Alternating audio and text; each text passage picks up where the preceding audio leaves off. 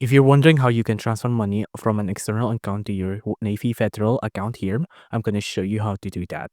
Now, to transfer money onto your Navy Federal account, you will have to gather some information first, right? Now, it's a little bit different from receiving and also transferring yourself, right?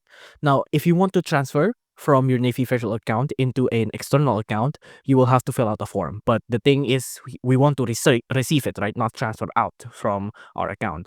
So the way we can do this is that we have to receive a transfer, right? You will have to gather up all of these information up here as well.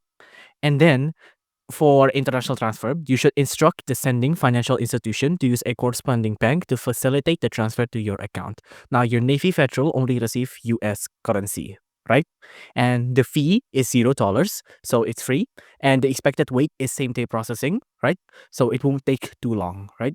Now, you just have to give all of these information to your financial institution and they'll handle the rest.